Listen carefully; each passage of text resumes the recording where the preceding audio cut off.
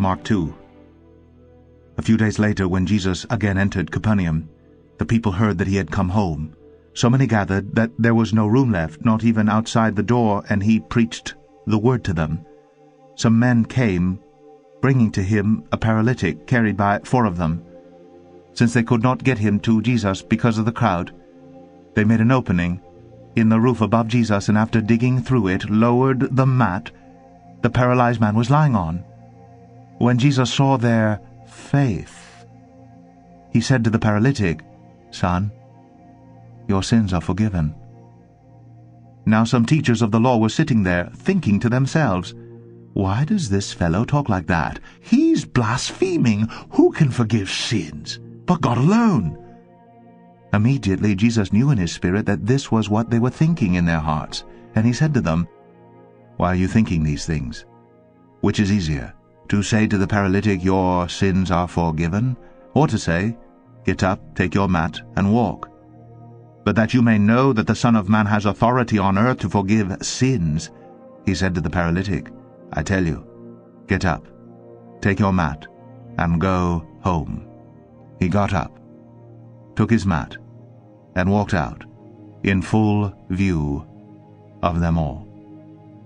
This amazed everyone, and they praised God, saying, "We've never seen anything like this." Once again Jesus went out beside the lake. A large crowd came to him, and he began to teach them. As he walked along, he saw Levi, son of Alphaeus, sitting at the tax collector's booth. "Follow me," Jesus told him, and Levi got up and followed him. While Jesus was having dinner at Levi's house, many tax collectors and sinners were eating with him and his disciples, for there were many who followed him. When the teachers of the law, who were Pharisees, saw him eating with the sinners and tax collectors, they asked his disciples, "Why does he eat with tax collectors and sinners?" On hearing this, Jesus said to them, "It is not the healthy who need a doctor, but the sick. I have not come to call the righteous, but sinners." Now John's disciples and the Pharisees were fasting. Some people came and asked Jesus, "How is it that John's disciples and the disciples of the Pharisees are fasting, but yours are not?" Jesus answered, "How can the guest of the bridegroom fast while he is with them? They cannot, so long as they have him with them. But the time will come when the bridegroom will be taken from them, and on that day they will fast. No one sews a patch of unshrunk cloth on an old garment. If he does, the new piece will pull away from the old, making the tear worse. And no one pours new wine into old wine skins. If he does, the wine will burst the skins, and both the wine and the wine skins will be ruined. No, he pours new wine into new wine skins."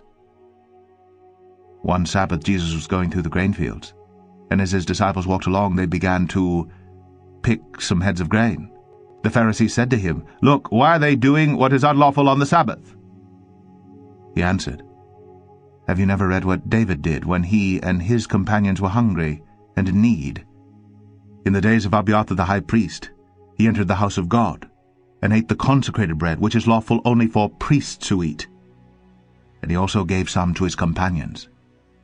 Then he said to them, 'The Sabbath was made for man, not man for the Sabbath. So the Son of Man is Lord even of the Sabbath.'"